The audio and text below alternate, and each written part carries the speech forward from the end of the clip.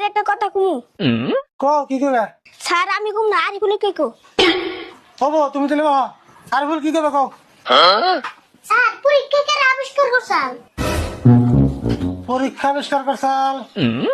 ও পরীক্ষা আবিষ্কার করছাল হেনরি ফিশেল। কিন্তু আজকে থেকে 2000 বছর আগে চাইনায় প্রথম পরীক্ষার কথা চিন্তা চর্চা করছাল। ও তাহলে সব বেজালের মূল হইছে চাইনা। কে চাইনাই সব বাজারের মূল বুকে?